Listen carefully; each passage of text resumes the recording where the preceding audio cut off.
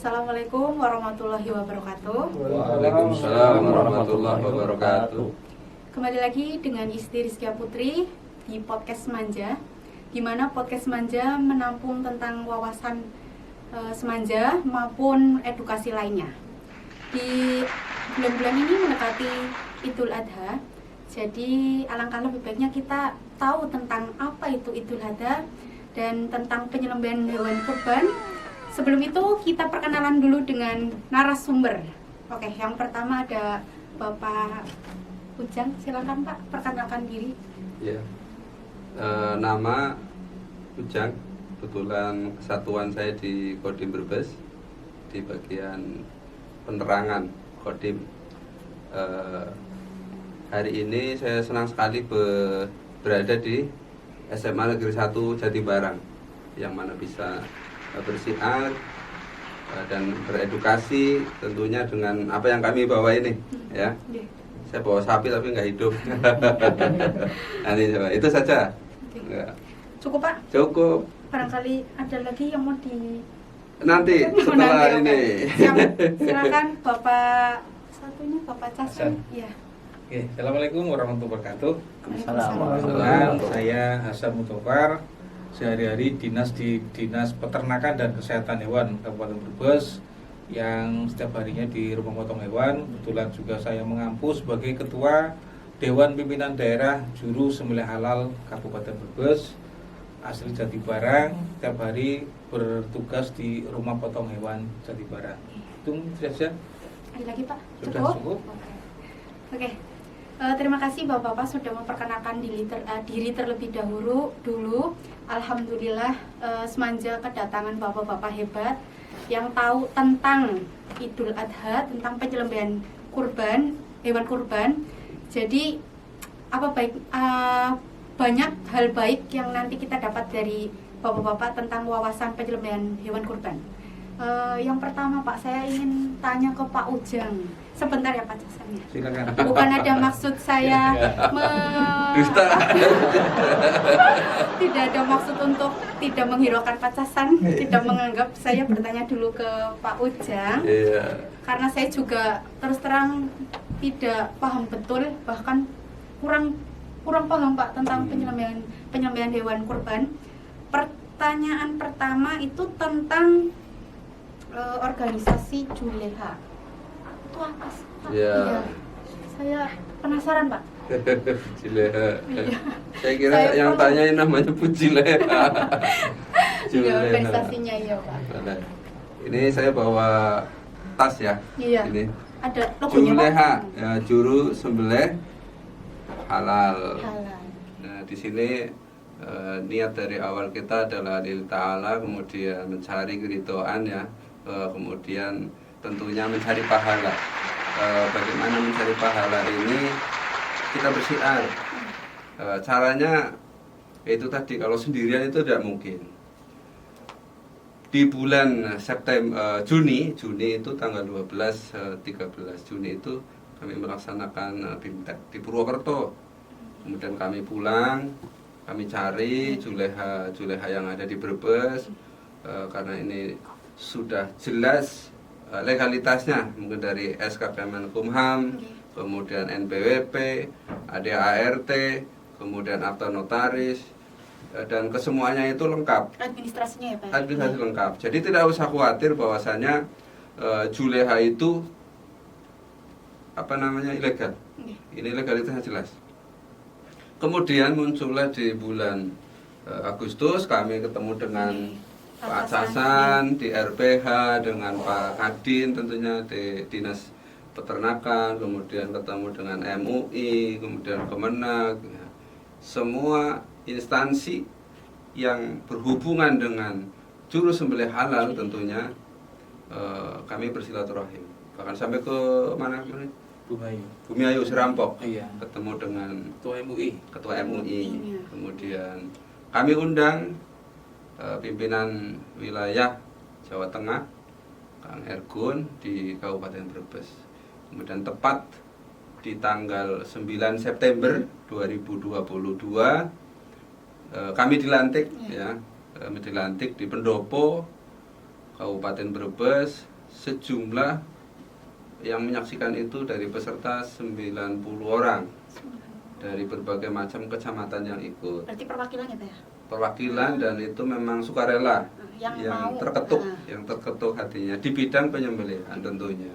Yang Nah, kemudian setelah dilantik kami segera membuat akta notaris, kemudian langsung kami laporkan ke Kesbang Polda mengenai SKTL, surat tanda lapor, bahwasanya ada organisasi baru di Kabupaten Brebes yang namanya Dewan Pimpinan Daerah Juleha atau Juru Sembelih Halal. itu baru Pak? Baru, ini baru. Berapa tahun Pak kira-kira? Ini baru menginjak berapa bulan? Oh baru bulan ya Pak ya? Baru bulan, Belum berarti tahun ketemu ya? September ya. Tahun nanti. September. Nah, jumlah anggota sekarang sekitar yang sudah ikut bimbingan teknis ada 200. Jadi BIMTEK 1, BIMTEK 2, BIMTEK 3, bahkan ini tanggal 17-18 akan mengadakan bimbingan teknis kembali. Ya, pesertanya sudah ada berapa tadi? 66. 66. Ini bukan gratis ataupun bukan disponsori ataupun bukan di apa namanya ya. Tapi ini keluar daripada lubuk hati para Spontanitas peserta. ya, Pak. Iya. Oke. Jadi mereka mencari ilmu, kemudian berbekal itu tadi bahwa pengetahuan Juleha di peraturan Kementerian Tenaga Kerja di nomor 147 tahun 2022 itu sudah tertera bahwa seorang Juleha harus memiliki 10 unit kompetisi. Jadi itu wajib ya Pak? Wajib Nah, yang harus diketahui, diantaranya Syarat. tentang syariat Islam, kesehatan hewan, sanitasi, kematian hewan, dan lain-lain. Makanya kalau mungkin di desa ada yang pintar sebagai Juleha, tentunya sebatas ilmu agama yang mungkin mereka punya, Iya. tetapi Belum di mendalam dalam ya, Pak. belum mendalam. Tapi kalau ada di Juleha itu lengkap. Iya. Nah, ini materi-materinya. Mencakup semuanya Mencakup berarti ya, Pak? semuanya. Ah. Betul. Oke. Mencakup semuanya. Iya itu Begitu. sedikit tentang organisasinya ya Pak ya. Organisasi. Terus saya penasaran Pak tentang sejarah berdirinya Pak. Sejarahnya ini mati lampu. Enggak. Berani mati lampu. Nah, sejarahnya ini adalah di awal saya secara pribadi ya, itu untuk menyembelih untuk konsumsi keluarga. Kemudian ada pondok. Nah, tentunya saya ingin para tahfiz murid yang di santri yang di pondok itu pintar bagaimana caranya memberikan sajian yang halal tentunya. Nah, makanya saya secara pribadi kemudian dengan kepala dinas peternakan Dr. Hewan Ismu itu kami laporkan ini bagaimana ini Pak Kadin biar ini bisa berdiri, syiar kita ada di RPH, RPU maupun yang ada di rumah-rumah tentunya biar bisa memberikan daging yang halal seperti itu Dan bisa dikonsumsi. dengan baik. Iya, betul. Nah, kami tidak menyampaikan bahwasanya setelah nanti ada DPD Juleha Kabupaten Brebes nanti ada operasi. Kami tidak ke situ. Biarkan yang punya usaha, yang punya tempat pemotongan penyembelihan hewan yang di rumah, monggo lanjutkan. Tapi setidaknya kami memberikan edukasi atau Wadah. memberikan ilmu wadah Untuk yang memberikan ingin belajar. edukasi yang betul tentang Seperti penyembelihan hewan kurban. Iya, seperti itu. Tadi sudah organisasi, sejarah juga sudah. Saya mau tanya lagi Pak Pede. Jangan Saya angel. banyak tanya Pak soalnya agak rewel Pak. Terus tadi sudah tentang sedikit ya tentang organisasinya, terus sejarahnya juga sudah disampaikan. Saat mendirikan Pak, tujuannya apa ya Pak? Nah, Tujuan dari organisasi tersebut. Ya, tujuan ini sangat mulia, artinya walaupun di dalam kegiatan satu profesi yaitu penyembelihan, tetapi bisa memberikan manfaat bagi orang banyak, seperti itu. Jadi bagaimana bersiar ini walaupun singkat, walaupun hanya satu materi penyembelih, tetapi manfaatnya itu dimakan oleh semua umat, seperti itu. Dan pasti nanti kelak ada Pak Efeknya, ya, amalnya tentunya, amalnya. ya, gitu. Jadi mulia ya Pak ya tujuannya. Insya Allah mulia. Insya Allah. Kalau dengan niatnya baik, insya Allah mulia. Seperti yang di moto dari DPT Juleha Kabupaten Brebes adalah hidup bermanfaat bagi umat. Hidup bermanfaat bagi umat. Oke, saya coba menyuarakannya tadi. Oke, terima kasih Pak Ujang. Ya. Alhamdulillah saya jadi tahu dan saya yakin nanti yang menonton video ini masyarakat luas atau keluarga semanja ya Pak, atau masyarakat lain bisa menerima wawasan dari Pak Ujang itu yang tadi Insya Allah. tentang Juleha ya Pak ya. Ya. Dan selanjutnya saya ingin bertanya ke Pak Casan. Maaf ya Pak, saya Dimaafin. iya satu arah Pak, jadi saya Ya. harus ke Pak Ujang dulu. Boleh langsung ke sana ya kan? Pak Ujang jangan Ini marah ya sama Pak Ujang. sapinya. Oh iya ini sapinya.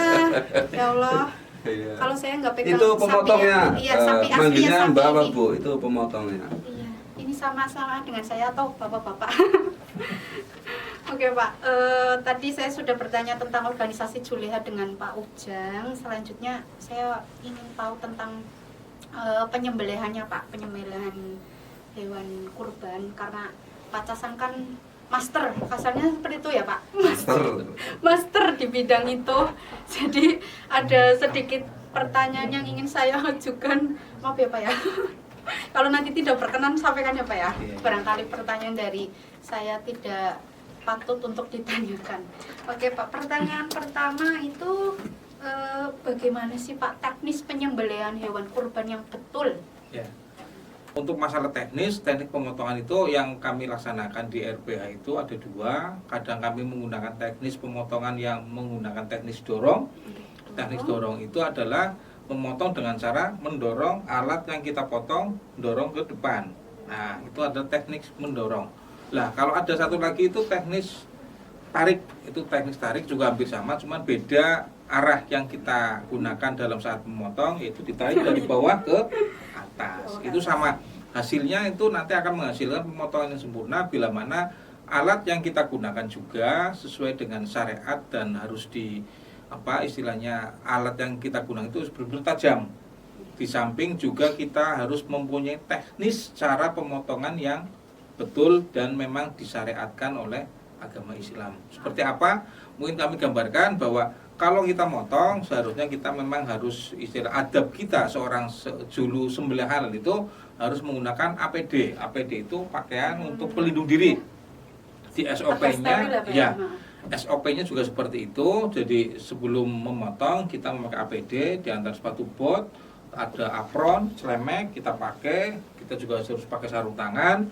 Bila perlu kita juga pakai masker atau pelindung tutup kayak sel sel itu yang menutup yang kayak fiber yang di depan. Nah, gunanya untuk apa? Untuk menghindari kita secara langsung ada di saat pemotongan itu ada darah yang menyembur atau nyipret, iya. Jadi otomatis akan terlindungi, akan terhalang oleh APD yang kita pakai. Intinya seperti itu. Dan juga selain itu juga untuk kita di dalam bekerja itu akan lebih higien sanitasinya, dalam arti akan lebih sempurna lagi. Karena di RBH itu lantainya juga memakai lantai yang licin, otomatis kalau kita tidak memakai sepatu sesuai dengan SOP, sepatu boot itu juga nanti akan akan kepleset lah istilah seperti itu. Jadi setiap hari kami di RBH Jatibarang, RBH itu dari Dinas Peternakan dan Kesehatan Hewan Kabupaten Brebes itu mengadakan pemotongan-pemotongan itu ditempatkan di rumah potong hewan. Kebetulan untuk rumah potong hewan yang ada di Kabupaten Brebes itu ada 5. Yang pertama di RPH Brebes, RPH Jatibarang, RPH Banjarharjo, RPH Bumiayu, dan RPH Ketanggungan. Di sana melayani pemotongan seluruh pemotongan baik dari yang masyarakat langsung atau para pelanggan. Dalam arti pelanggan itu yang setiap hari kami potong harus sesuai dengan SOP itu tadi, istilahnya harus ada pemeriksaan postmortem. Jadi ternak yang mau dipotong kalau sudah masuk RBH ada pemeriksaan postmortem. Postmortem itu pemeriksaan sebelum ternak itu dipotong. Nah, kalau sudah diperiksa otomatis kalau lolos berarti ternak tersebut boleh dipotong masuk RBH. Setelah dipotong baru nanti ada pemeriksaan lagi antemortem. Itu yang memeriksa tidak cuman petugas saja, tetapi dari dokter hewan yang bersangkutan, dalam arti yang berwenang untuk memeriksa ternak yang mau dipotong ataupun yang sudah terpotong di RPH. Dari hasil pemeriksaan tersebut akan keluar istilahnya apa bahasanya, bahwa ini layak untuk dikonsumsi. Nah, dari hasil pemotongan tersebut, seorang juleha juga di situ perannya sangat penting sekali untuk menjadikan halal tidaknya produk yang kita makan, baik dari produk hewan, ternak atau yang kita potong.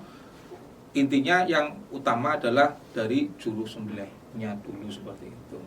Kalau setiap hari mungkin saya di RPH itu ya sekitar 20 ekor kambing lah setiap hari saya potong, ditambah sapinya itu 1 atau 2 ekor setiap hari, ya mungkin bisa dihitung lah, satu hari 20 kali 1 bulan 600 ya, 600 ekor kali 1 tahun 365 kali saya selama di RPH 23 tahun.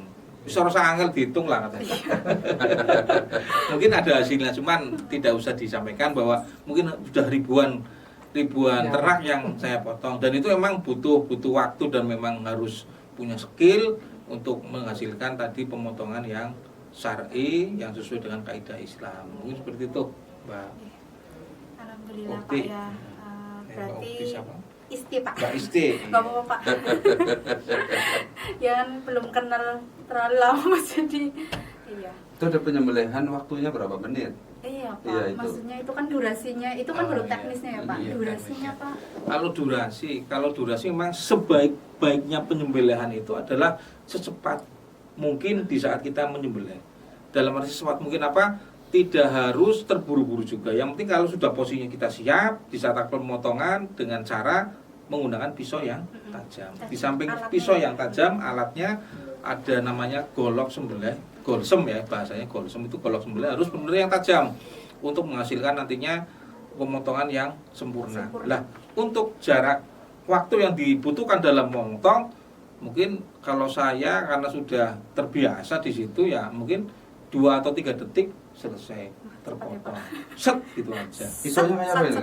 Pisaunya kayak apa? Iya, Pisaunya. boleh Pak, Coba, diperlihatkan Pak. Boleh. Dites. Ini saya bawa bukan untuk dipamer-pamerkan, memang seperti ini. Saya setiap hari menggunakan alat yang saya gunakan, yaitu pisau sembelih atau golok sembelih. Ini ada 2 yang ukurannya beda sedikit. Ini yang ukuran 30, ini yang 36. Yang itu kalau pemotongan pakai dorong bagaimana? Dorong, Coba ada dorong. sapinya Ya. itu coba. Dipraktekkan. Ini Pak. saya peragakan. Ya. Contohnya ini sapi. Sapi Pisaunya ini, dibalik. iya.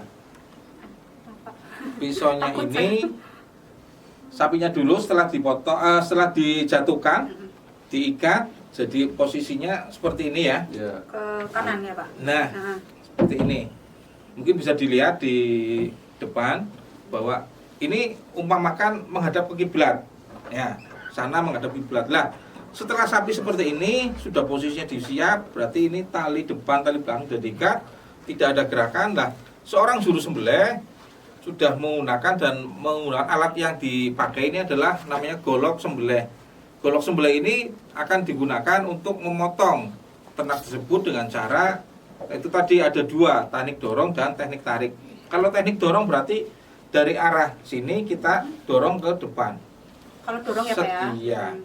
Itu nanti akan menghasilkan pemotongan yang Sekali dorong. sekali Pak? dorong. Apa berkali-kali? Sekali dorong saja. Tapi kalau memang belum waktunya terputus semua, kita ulangi lagi. Tarik ke belakang. Tapi dalam posisi tidak boleh terangkat pisaunya. Berarti di dalam ya Pak ya? Iya, Menancap, nempel ya? terus, harus nempel. Set gitu. Berarti bergantung kondisi sapinya, kalau sudah sekali ini Sudah selesai, iya, mati, ya sudah berarti, bukan mati, sudah terpotong. Itu Apa? boleh diangkat langsung. Oke. Berarti kita tinggal tunggu proses kematian dari ternak tersebut. Ada satu lagi untuk tekniknya, ada teknik tarik. Kalau Itu teknik yang tarik apa? itu dari bawah ya bawah Pak? ke atas. Set, cuman dibalik tekniknya saja. Ini karena sapinya kecil jadi tidak sesuai dengan pisau yang saya bawa. Jadi tadi agak susah juga untuk mempraktekannya. Tajam nggak itu? Coba ini Pak. Tajam nggak? Pak, Pisaunya? saya pas saya Pak. Iya itu. Iya, Boleh, untuk Pak? mengetes ketajaman Kenapa? alat yang kita pakai, memang harus kita uji dulu sebelum kita melaksanakan pemotongan. Kalau Berarti dicek memang dulu ya, Pak? Iya. Kalau sudah memang benar-benar tajam, ini nanti kita bisa coba, bisa lihat. Ini loh benar-benar tajam dan ini bisa untuk kita gunakan untuk memotong ternak baik kambing, domba atau sapi. Kalau sudah seperti ini, berarti ini sudah tajam.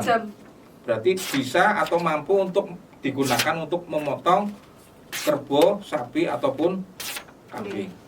Itu saja. Udah aman ya, Pak? Aman. Kita masukkan biar tambah aman, kita masukkan lagi.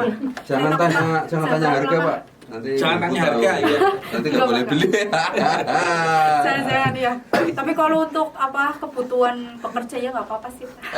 Boleh lah sih kamu, Pak. Iya loh, kalau yang halal jangan. Oke. Tadi sudah teknis ya, Pak. Saya Teknis. juga baru tahu ternyata taktisnya itu ada dua ya, Pak ya. Ada mendorong, taktik mendorong Tarik. dan tarik ya, Pak ya. Iya, betul. Tadi juga sudah diperagakan oleh Pak Casan. Jadi alhamdulillah banyak lagi nih pengetahuan dari Pak Casan. Tadi juga sudah dari Pak Ujang. Terus Pak? Saya penasaran, Pak. Saya ingin tahu Bapak sudah berapa lama berkecimpung di dunia penyembelihan hewan? Kalau dibilang berapa lama, memang itu memang sudah ya lumayan lama juga, tapi memang perlu waktu juga untuk sama-sama kita belajar Prosesnya ya, Pak? prosesnya. Memang dari awal saya sendiri di situ adalah dari jalur keturunan. Dari mulai mbah saya sampai sekarang saya Iya, Pak. jadi seorang juleha. Iya. Jadi sampai ke saya pun diturunkan ilmu penyembelihan. Juleha. Yang akhirnya saya masuk ke rumah potong hewan. Di situ dari tahun 2000 pas atau 99 lah. 1999 saya masuk RBH. Tugasnya itu saja, hanya motong. Setelah motong selesai. Sampai sekarang sudah mungkin sekitar 23 tahun jalan saya di RPH, dan memang banyak sekali pengalaman-pengalaman yang saya dapat di sana berkaitan dengan pemotongan. Saya ada cerita sedikit. Boleh, yang Pak, mungkin lucu. ceritakan. Iya. Dulu Saya saya suka pernah yang waktu lucu-lucu. di RPH, kebetulan saya kedatangan seorang tamu dari luar negeri. Waduh. Tamu Jauh ya, dari Pak? luar negeri itu kalau saya tanya itu dari mana, ternyata dari Arab Saudi. Nah itu punya teman di daerah Brebes, terutama Jatibarang, itu Almunib namanya.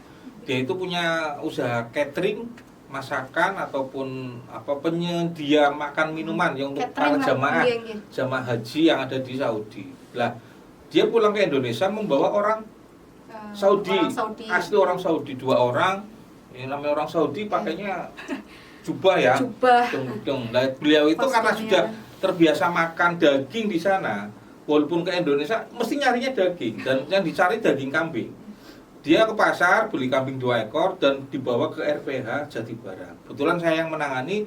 Di saat pemotongan itu terjadi miskomunikasi. Kalau saya motong biasanya seperti yang setiap hari saya laksanakan ya seperti itu. Tapi menurut dia dengan bahasa yang nggak tahu, bahasa Arab ya. Saya akhirnya nggak tahu artinya apa. Untungnya ada orang Indonesia di situ. Terus saya menanyakan, namanya Mi Sulaiman, orang Balapulang. Mi Sulaiman itu ngomong apa? Saya bilang begitu. Ternyata ini Mas Opang, ini mintanya setelah dipotong langsung digantung. Akhirnya karena dia beli 2 ekor kambing, yang pertama dengan teknik seperti yang saya laksanakan setiap hari, yang kedua iya, saya potong langsung tergantung. Karena permintaan orang Arab seperti itu, sesuai permintaan customer. Iya, akhirnya apa? Yang terjadi adalah kambing setelah dipotong digantung, otomatis kan muter-muter ya. Otomatis dalam waktu saat dipotong akan mati pun dia akan muter, akhirnya darah itu kemana-mana. Lah itu akan, walaupun itu sangat dianjurkan baik karena akan mempercepat darah yang akan keluar. Mengalir ya, Pak? Mengalir, iya. Cuman karena bahasanya saya tidak bisa bahasa Arab, jadi miskomunikasi. Ngomongnya apa saya nggak tahu. Untungnya ada yang penerjemah itu. Nah, dari itu pengalaman saya bahwa memang beda negara juga beda tata cara pemotongannya. Yang jelas untuk pemotongan masih tetap di leher, bukan di ekor ya, Pak ya. Ya, jadi seperti itu. Di bagian yang lain. Iya, tetap di leher pemotongan. Jadi pasti tetap ada bedanya ya, Pak. Ada, walaupun sebetulnya sudah ada sama, aturannya iya. ya sama, tapi Cuman ada pembedanya. mempercepat darah yang keluar. dan menjadi tuntas. Ya oke Pak. Iya berarti memang perlu komunikasi juga. Berarti kalau kayak gitu Pak perlu belajar bahasa Arab. Iya. Karena barangkali Pak nanti kedatangan lagi yang bahasa Iya, orang Arab ya. Oke Pak, ini pertanyaan terakhir dari saya, maksudnya ini tambahan karena Bapak kan cukup lama ya Pak. Kalau di tahun kan berarti berapa Pak? Di ini sebagai Dihitung. juleha iya. Kalau di Julehanya, Di yang di situ yang di di RPH. Nggih. ini berarti sudah 23 tahun. 23 tahun. Saya 27, berarti saya 4 tahun Pak. Iya berarti pasti kan Tinggalan lah. Iya. Mengalami asam garam ya, asam garam ya Allah. Dia kendala Pak. Kan kadang tadi dicerita yang tadi Bapak ceritakan yang lucu kan kendalanya berarti itu ya. Bahasa ya komunikasi, Bahasa, tapi ya. lebih ke itu Pak, saat melakukan prosesnya itu biasanya menemui kendala apa Pak? Hewannya guling-guling atau bagaimana Ya. kan biasanya kayak gitu ya Pak? Kalau masalah ternaknya mau dipotong memang kebanyakan ya wajar kalau memang kita menemui ternak yang agak rewel atau yang mungkin susah. Tidak bisa diam. Iya, tapi kalau sudah masuk RPH otomatis karena RPH itu tempatnya juga sudah didesain sedemikian rupa, bila mana keluar pun dia tidak akan kemana-mana, otomatis hanya masuk di kalangan situ saja. Tetapi juga kita harus tetap waspada, yang namanya kerja juga ada tetap namanya resiko kerja ada. Apalagi setiap hari pegang pisau. Iya. Kalau mungkin bila tangan saya itu berapa kali jahitan yang sudah dijahit karena memang kadang tergores oleh pisau. Iya.